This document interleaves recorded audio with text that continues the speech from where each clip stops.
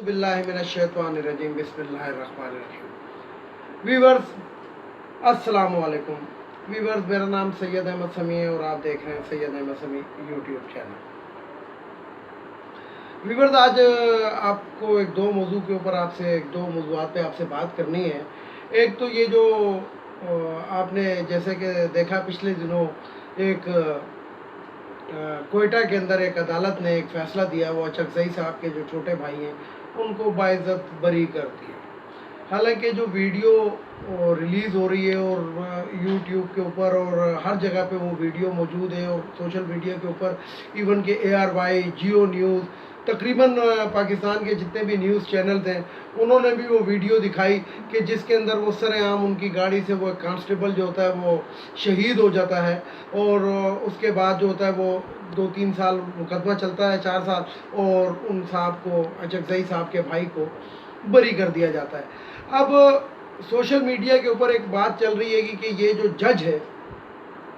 यानी कि ये एक अदालती जिसे कहते हैं कि कत्ल है, क्योंकि कातिल को अदालत ने प्रोटेक्शन प्रोवाइड की है। कैसे प्रोटेक्शन प्रोवाइड की? अब ये एक बात ऐसी है कि जिसका कोई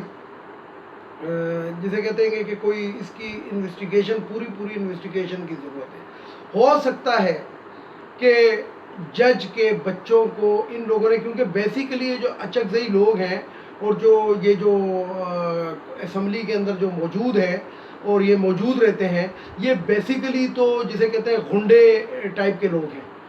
इनके अफ़गानिस्तान के अंदर ताने बाने कितनी वीडियोस इस तरह की वायरल हो चुकी हैं कि इनके जो गैरेज हैं जिनके अंदर गाड़ियां खड़ी हैं, उनके गाड़ियों के ऊपर भी अफ़गानिस्तान के नंबर भी हैं, बाज़ गाड़ियों पे तो नंबर ही नहीं है। और इनके अफ़गानिस्तान के अंदर यानी कि इनके घर का जो एक दरवाज़ा है वो पाकिस्तान में खुलता है और दूसरा अफ़गानिस्तान में खुलता है। तो बेसिकली ये लोग जो हैं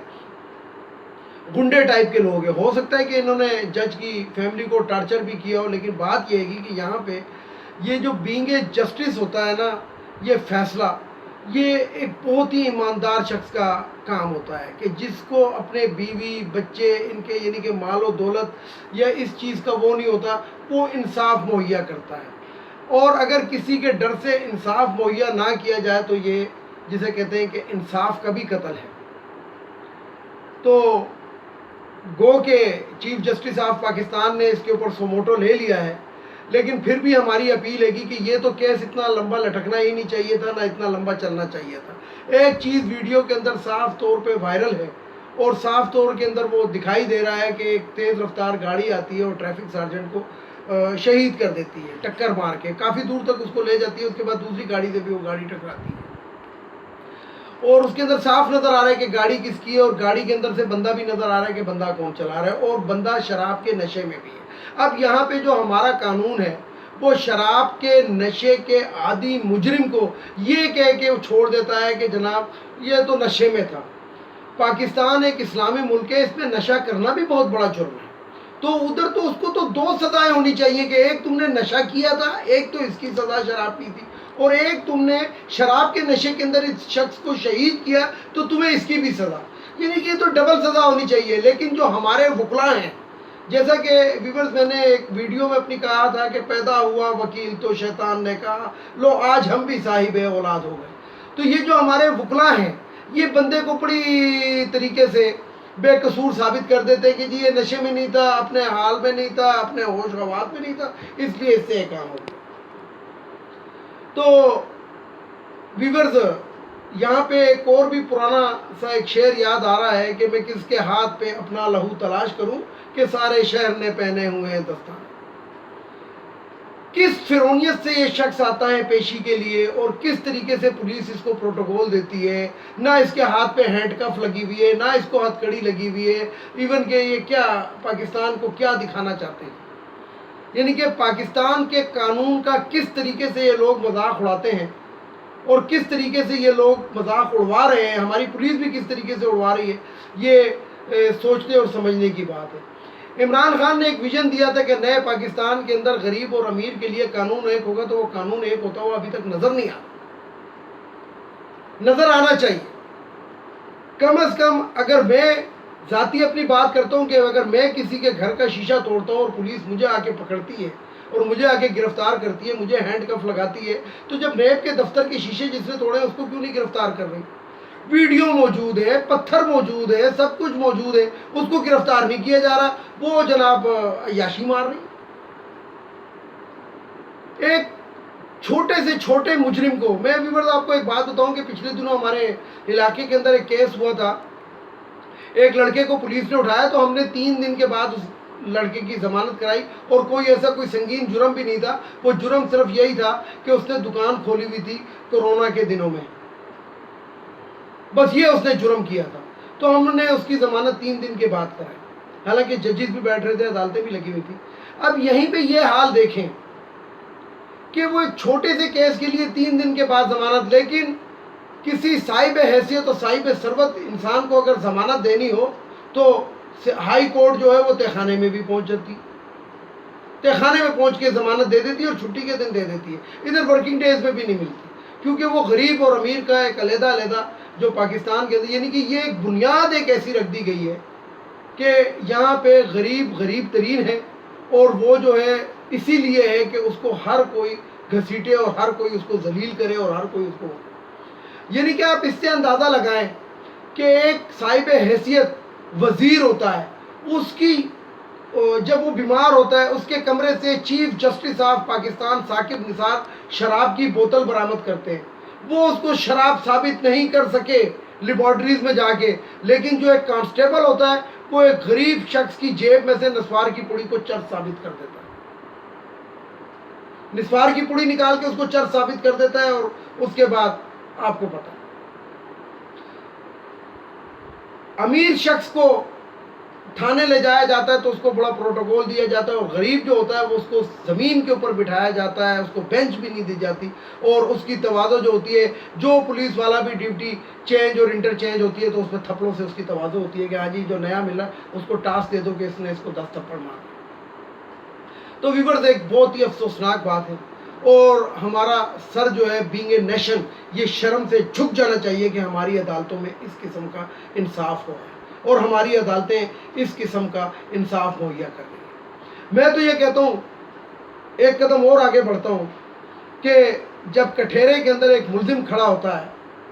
یا ایک گواہ کھڑا ہوتا ہے تو جج صاحب قرآن شریف اس کے ہاتھ سامنے رکھواتے ہیں کہ اس پہ ہاتھ رکھے, میں اللہ تعالیٰ کو حاضر اور ناظر جان کے محمد صلی اللہ علیہ وسلم کو آخری نبی مانتے ہوئے یہ حلف دیتا ہوں کہ میں جو کہوں گا سچ کہوں گا. یہی حلف جج سے لینا چاہیے کہ اللہ کو حاضر اور ناظر جان کے اور رسول پاک صلی اللہ علیہ وسلم کو آخری نبی مانتے ہوئے جو فیصلہ کروں گا میرٹ کے اوپر کروں گا, یہ حلف جج کو دینا چاہیے. اور یہی حلف وکیلوں سے بھی لینا چاہیے کہ جو ہم بولیں گے وہ سچ بولیں گے اور سچ کے سوا کچھ نہیں بولیں گے. تو میرا خیال ہے کہ یہ نظام سیدھا ہو سکتا ہے اگر 100% نہ بھی ہو. پاکستان ویورز یہاں پہ میں ایک اور بھی بات آپ کو بتاؤں کہ پاکستان کے اندر ایک جج گزرے جن کا نام تھا رانا بھگوان داس, وہ ہندو تھے,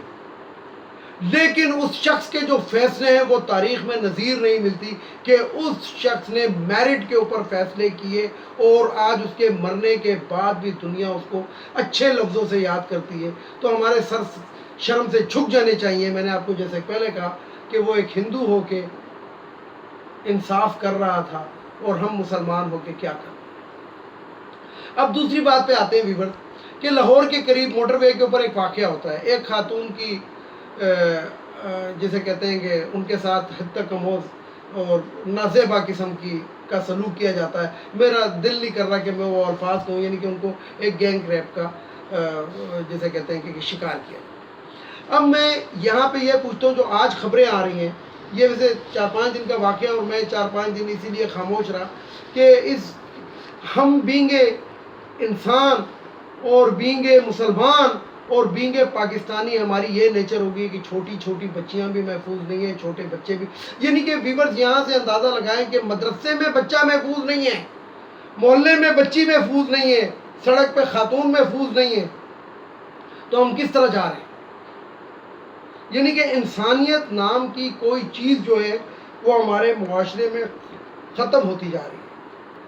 اس کی وجہ کیا ہے؟ اس کی وجہ یہی ہے کہ کچھ لوگوں کی سرپرستی ایسے لوگوں کو حاصل ہوتی ہے. آج سے 12 سال پہلے یہی شخص پکڑا جاتا ہے, ایک ماں بیٹی کے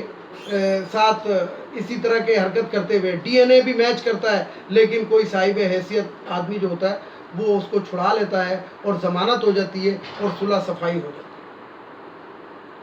تو یہ ہمارے قانون کا حال ہے کہ ایک مجرم جو پکڑا جاتا ہے اس کا ڈی این اے میچ ہو جاتا ہے، زیادتی ثابت ہو جاتی ہے، اس کے باوجود ہمارا قانون اس چیز کی اجازت دیتا ہے کہ صلح صفائی کریں۔ صلح صفائی کا یہ مقصد نہیں ہے کہ آپ ایک درندے کو کھلا چھوڑ دیں،